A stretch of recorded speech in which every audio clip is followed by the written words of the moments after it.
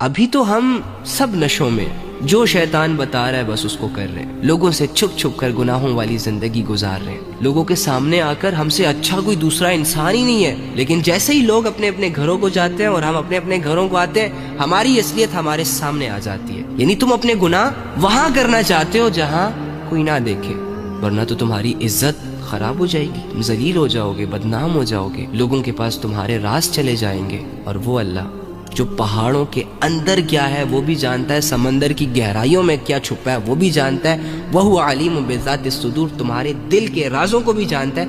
उस अल्लाह से हमने कभी भी हया नहीं की। उस अल्लाह से कभी हमें ना डर लगा, ना शर्म आई, और ना ही कभी उसकी वजह से या वो देख रहा है, उसे मैं नजर आ रहा हूँ, उसे मेरे करतूत नजर आ रहे हैं, उसे मेरे आमाल नजर आ रहे हैं, ना ही हमें कभी इन सोचों ने गिरफ्तार किया।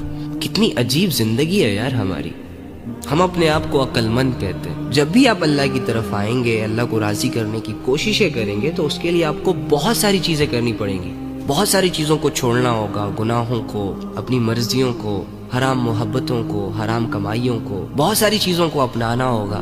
नेकियों को, तकवे को, परहेजगारी को, हया को, हलाल चीजों को, बहुत सारी चीजों से लड़ना होगा। नफ्स से, हवस से, शैतान से, दिल में पैदा होने वाले गुनाहों के ख्यालों से, जहन में चलने वाले गुनाहों की प्लानिंग से।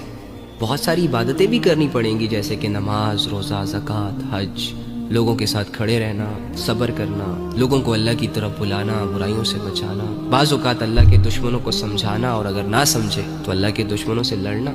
अब इतनी सारी चीजें अपने अल्लाह के लिए वही बंदा कर सकता है जो अपने टाइम को लेकर सीरियस हो, अपने अल्लाह को लेकर सीरियस हो, जिसने अपने आप को गुनाहों से और लज्जतों से और हवस से और शैतान और नफ्स से काट दिया हो, बचने की कोशिश करता हो। लेकिन जो इंसान मसरूफ ही दुनिया की एक्टिविटीज में, दुनिया के गैजेट्स को उसने इतना रेलेवेंट समझा हुआ है कि अगर वो उसे यूज ना करे तो उसकी दुनिया बर्बाद हो सकती है, वो इंसान अल्लाह रब्बुल इज्जत के मिशंस में कैसे आगे बढ़ेगा? जिस इंसान के पास दुनिया के लिए टाइम है, आखिरत के लिए टाइम नहीं है, वो अपने तकवे पर कैसे मेहनत करेगा? वो अपनी इबादतों को कैसे ठीक करेगा? वो अपने इखलास को कैसे ठीक करेगा? वो अपनी नीयत को कैसे ठीक करेगा? क्योंकि नफ्स और शैतान ने मिलकर हमें अच्छा खासा बिगाड़ दिया। हमें तो अब अपना सारा वक्त अपने आप को ठीक करने में लगाना है। तो अभी भी अगर हम अपने वक्त के साथ सीरियस नहीं होंगे, अपने अल्लाह के साथ सीरियस नहीं होंगे, तो मजीद बिगड़ते चले जाएंगे। हमारे पास कोई जादू की छड़ी थोड़ी ना है कि हम शीशे के सामने खड़े होकर आबरा का डाबरा बोलेंगे और छड़ी का रुख अपनी तरफ करके अपने आप को बदलेंगे। नहीं भाई, सहाबा ने अपने ईमान को बचाने के लिए खून बहाया, जानें पेश की, औलादों को कुर्बान किया, कारोबारों को कुर्बान किया। हमें ये चाहिए कि कम से कम पसीना तो बहाए, कम से कम अपने जिस्मों को थकाएं।